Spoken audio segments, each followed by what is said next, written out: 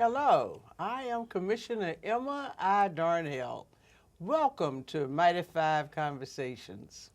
Conversations is a monthly information and communication program focusing on the sustainable community, economically strong, environmentally safe, with liberty and justice for all. Thank you for joining us today. I will be back in a moment.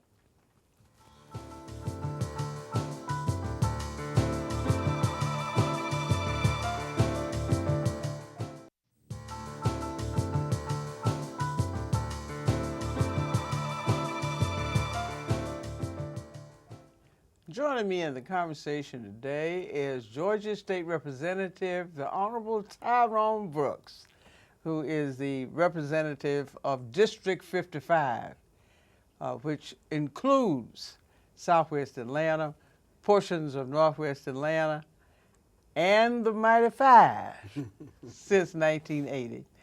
Representative Brooks also serves as the president of the Georgia Association of Black Elected Officials. Welcome, Representative Brooks.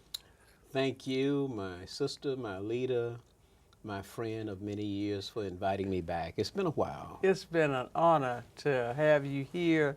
I know how busy you are, Representative Brooks, but today we want to talk to somebody who didn't just read about African American history during this national celebration of Black History Month, but someone who not only helped make the history in this region, but who has a direct knowledge about a group of folks who were involved in the movement that many people do not know.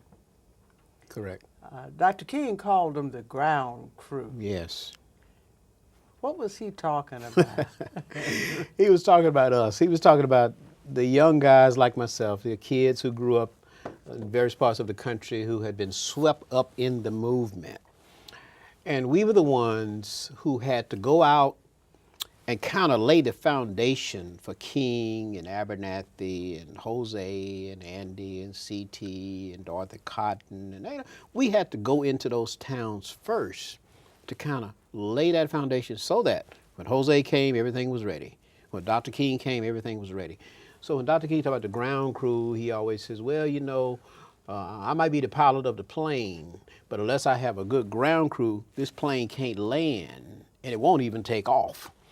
So he was referring to us. We were the unknown, unnamed warriors. Nobody knew us. We were just young people growing up in the movement.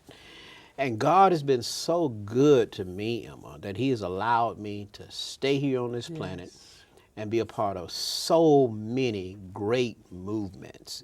Even today, we're working down in Quitman, Georgia on this voter suppression movement. We're working over in Monroe on the Moores Ford Bridge lynching case that Dr. King left us. That was on his agenda when he was killed. He was coming up from Memphis to Monroe on that evening, April 4th. And that's why Jose Williams had me there. So we're working on this stuff, you know, fighting the poverty, trying to address the issues that our people are living with every day. What you do every day. See, I know what you do every day. You over here fighting for the little folk, standing up against the big power structure, trying to open up this government for our people. And your voice is one of those voices that resonate across our community. That's why I couldn't miss this show today. I had to come and be with you. Well, we're I love you so much and I respect you so much. We're just honored to have you here, Representative Brooks. There weren't a lot of people volunteering for the ground crew. No. There were special kind of people It was who a would dangerous go in. crew. Tell us a little bit about that. It wasn't exactly like you might see it on television. Amen. Was it? You know, I listened to Andy Young. I listened to C.T. Vivian, Dr. Lyra. These guys are older than me. Of course, they were like my uncles, I guess you would say, in the movement. And they always, when they see us in a crowd, they say, that's Tyrone Brooks. He's one of those crazy ones. But they're joking about the fact that you had to be almost crazy to go into a Philadelphia, Mississippi, or go into a Covington, Georgia, go into Birmingham or Selma, you know what I mean? But we weren't fearing anything, Emma. We were just so idealistic about getting our freedom that we just put our lives on the line. Now, many were killed along the way. I think about Marcus Werner, James Cheney, and Andrew Goodman. June 21st, 1964, Philadelphia, Mississippi.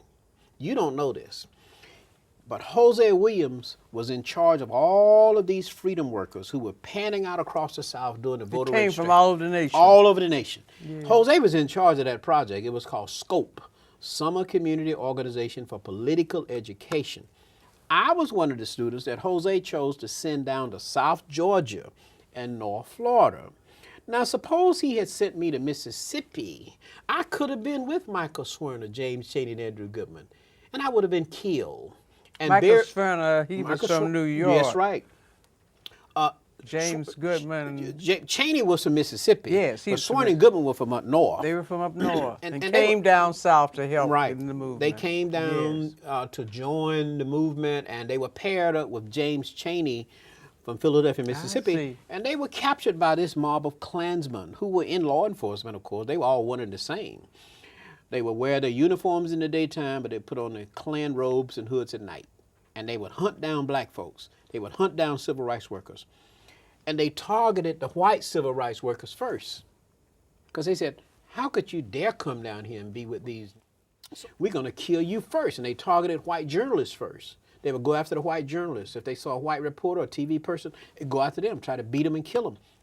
So if Jose had assigned me to Mississippi, I could have been with Marcus Werner, James Cheney, Andrew Goodman. But I was down in South Georgia, down in North Florida. And I think that's the only reason that I wasn't killed. I could have been killed. But I could have been killed in Covington, Georgia in 1970 when Jose sent me down there to lead a movement. The sheriff put a shotgun in my face and threatened to blow my brains out. And I was crazy enough, God told me to look him in the eye and tell him, well, if you don't kill me tonight, I'll be back tomorrow. So that group that went to Philadelphia, they were the ground crew too, weren't they? Yeah, they were on the ground too. These were part of the ground. They too. were part Just of the. wasn't blacks. It was blacks and whites. Brown, red, yellow, black, and white. We had a whole lot of them. Even you know Terry Randolph, who worked with Hosea. Oh, yes. Terry's still around. She works in Clayton County, but she was on the ground crew. Yes. She was studying to be a nun in Milwaukee, Wisconsin, with Father James Grappe. Yes. And she ended we up. all know Terry. In Atlanta. And she was down here in the movement. All of a sudden, she was on the ground crew. She later became Jose's personal administrator. But there's so many. I think about Willie Boland, who came to my hometown when I was a kid. He's now Reverend Willie Boland. Reverend Willie Boland now, the Yes, here in distinguished Atlanta. Reverend Boland. Yes, But James Orange. the late James Orange, James Orange. Birmingham, Alabama. JT. JT Johnson from Albany, Georgia. Yes. You know, Lula Williams from Montgomery, Alabama. Robert Johnson from Grenada, Mississippi. Frederick Moore from Crawfordsville, Georgia. Reverend William Harris from Albany, Georgia. You know, I can just go on and on. We don't have enough time for me to call the whole roll, but these are just... These are names that some of the folks in our audience Right. will recognize. They don't know them. They haven't heard the names. They didn't make the big headlines. They didn't get Yes. on the national TV shows. Yes. But they were down in the trenches organizing to make Dr. King's campaigns a success. That's why the march from Selma to Montgomery was so successful. That's why the movement in Birmingham was so successful. You know, when you think about Chicago, when James Orange, Jane Bevel, Jesse Jackson went to Chicago, Jesse was studying. He was in Chicago going to seminary, but they went in there to deal with open housing. That was a pretty dangerous... Oh, it was dangerous because, you know, Dr. King got hit at that one, He was didn't he? leading the marches, Emma. Yeah. And all around Chicago, you have these enclaves of Skokie, Gage Park, Cicero. And those enclaves, Emma, were newly arrived immigrants in America who didn't want black people to live in their neighborhoods. They wanted to keep them segregated. Now, they had just gotten here through Ellis Island, and they're telling black folks, you can't live over here in our neighborhoods. These are immigrants. Some of us remember the Cicero riots. Cicero, Skokie, Gage Park, and Dr. King led the marches in there. And I used to watch him on TV ducking the bricks. And Dr. Yes. King said to the media, he said, you know what? We've led marches all over Mississippi and Alabama and Georgia, and we've never faced mobs like these. That was Chicago. But the ground crew that you're referring to was so instrumental in the success of King and Abernathy and Lowry and Vivian and Young and, you know, all of them. Well, in this day of celebrity and, you know, the pursuit of fame Oh, Lord.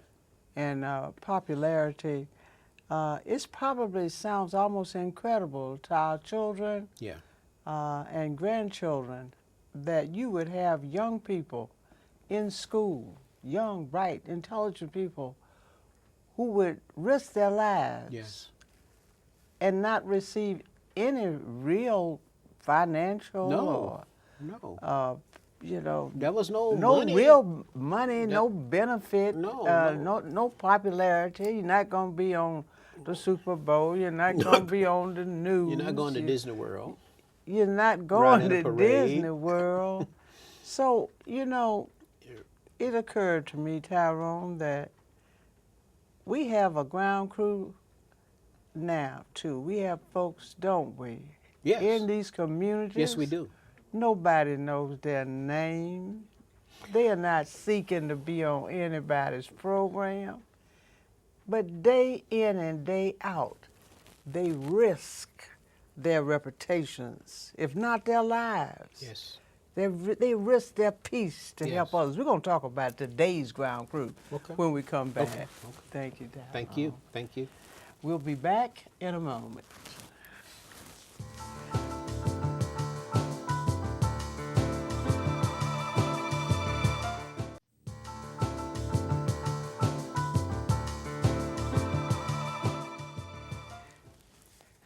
Tyrone, we all gathered at the Ebenezer Baptist Church recently to pay tribute to one of the greatest of the ground crew, Yes.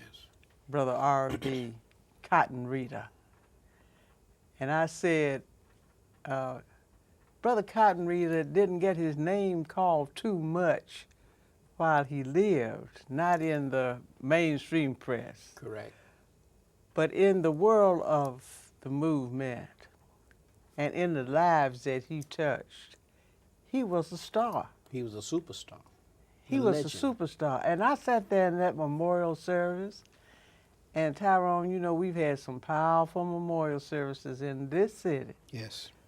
but none could exceed the kind of tributes that R.B. received by his life. Yes. And I thought it might be interesting to the children to hear what kind of man was it that could bring the whole civil rights movement to Ebenezer Church on this cold, wintry day to pay tribute. And the tribute you paid was one of the most moving. But tell our children who he was and what he was like. Y'all had something y'all called about the Chinaberry Gang. And, tell us a little bit about that story about Brother Cotton Reader. Cotton Reader, of course, migrated from the West Coast, Texas, then to Georgia. He wanted to go down into the belly of the movement, as we would say. And he wanted to go the deep south, Mississippi, Alabama.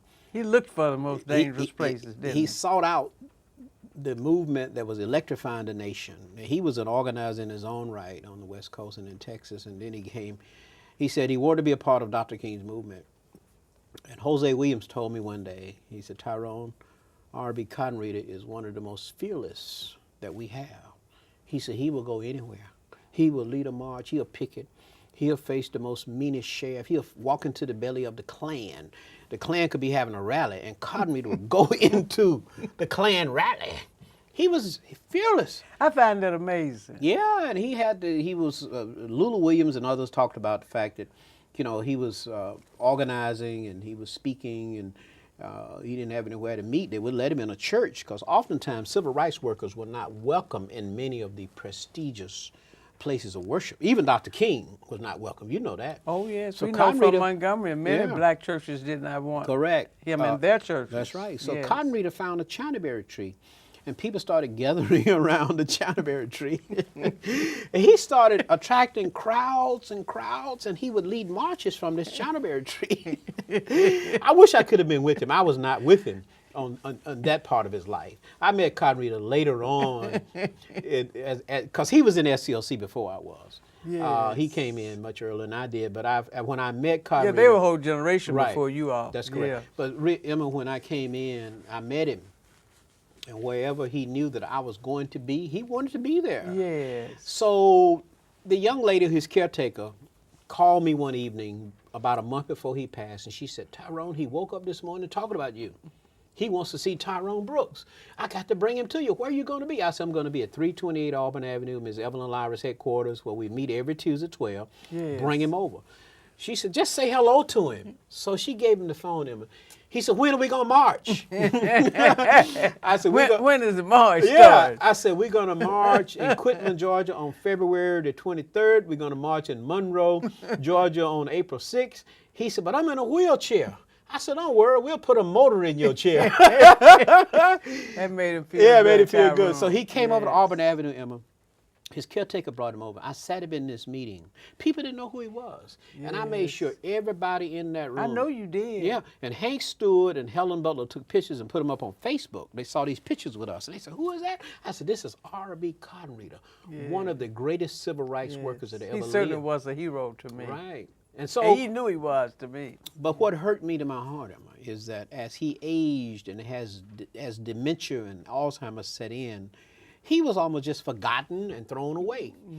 And it just hurt me to my heart, you know, that we could not get the kind of support around him that he deserved to give him a better life before he died. He was well taken care of by the young ladies out in Lithonia that you saw there at Ebenezer. Yeah. You know, he was a military veteran, so we left Ebenezer with his body and took him to Yes, Canton, to the yes. National Federal Cemetery. That's where he's interned. Yes. Yeah, but he was a great legend, Emma. I'm telling you, Dr. King and Abernathy and Jose Williams and all of them. Andy Young told you, Cotton Reader was one of the most successful organizers that ever he came told through us. the movement. Yes, that's what he told us. Yes. Yes, and that was interesting that even today, you Yes. know, we think about his courage Yes. and how fearless he was. But the first thing you said about him was he was an outstanding organizer. Amen. Yes, and we are certainly the beneficiaries Amen.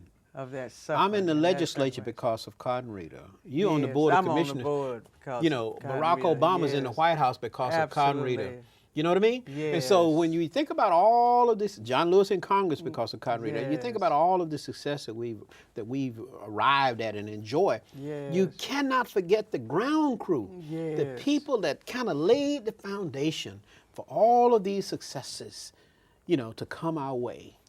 Think about it. Yes. Well, we want our. That's why I was here on January the 21st rather than in Washington for the inauguration. Reporters saw me on Auburn Avenue. They said, why aren't you in Washington? I said, I need to be on this street. This is Martin Luther King Jr.'s birthplace. Yeah. I don't need to be at a ceremony in D.C. Yeah. I need to be here because this is Martin Luther King Jr.'s street, and President Obama would not be taking an oath for a second term had not it been for Dr. King and all of these unsung heroes. Well, somebody said something to me as we left Ebenezer that morning after the tribute to Cotton Reader. They said, Emma, they laid the foundation for us. Mm-hmm. What kind of foundation are we laying for the next generation? Mm-hmm. I said, I was wondering why I was feeling a little uncomfortable because I was asking myself that question. Will folks be able to get up at the memorial services for this generation, those of us who are fighting within the political system, and those of us who are fighting in the nonprofit sector and in the faith community, you know, those of us who are standing up now for the least of them, will folks be able to say that we laid a foundation? Because it's certainly dangerous work, isn't it? It's dangerous work today. There's no It's Klan. dangerous work today. It There's is a no Klan. Bull Connor. Well, But- we don't see the Klan today as we saw the Klan 30, 40, 50 years ago, Emma. But there are no sheep. The Klan mentality is still prevalent. They've taken off the robes and sheep to some extent, but they wear suit and ties, and they preside over courts. They run law enforcement agencies. They run corporations. They sit in the judiciary. They're on the Supreme Court, Court of Appeals, Superior Court, down the line, Emma. So that mentality is still there. They're in the legislature with me. They're all over. They're in the Senate. They're in the Congress. So what we see today is a dressed up version of the Klan.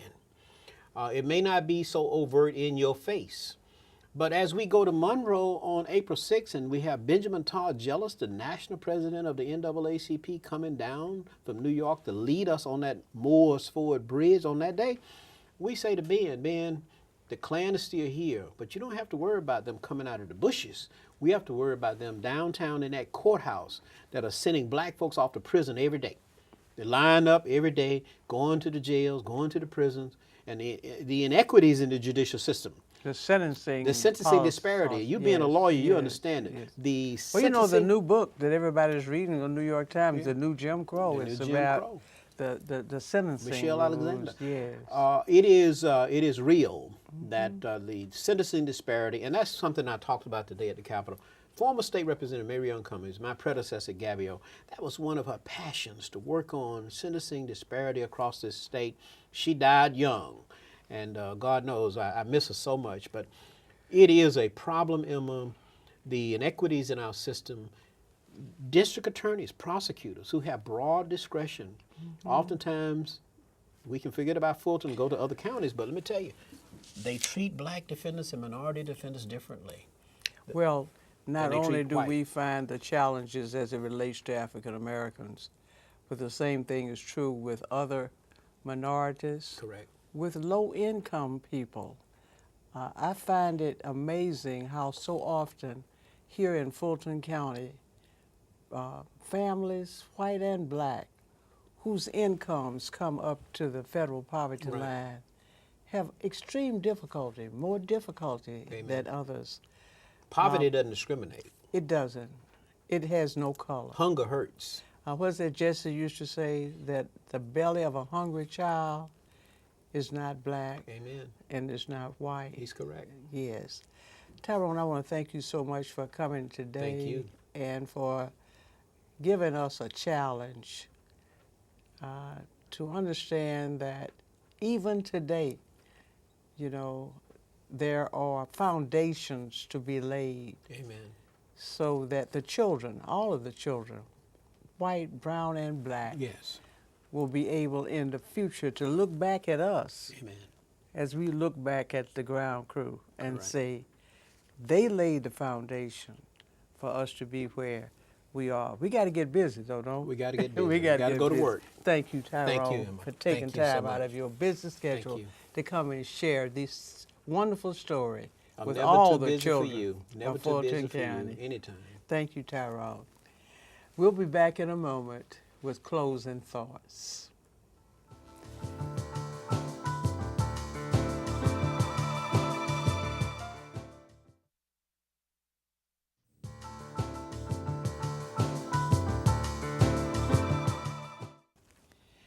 Thank you so much for joining us today in this special February program, recognizing the ground crew of the movement.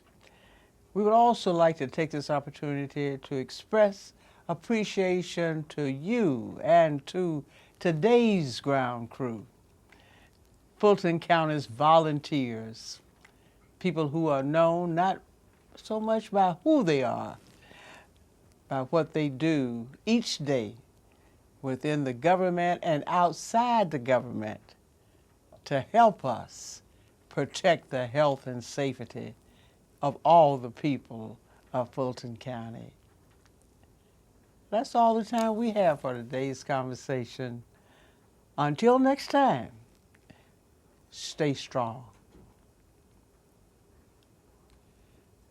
To learn more about today's conversation, contact me at 404-612-8222. That's 404-612-8222.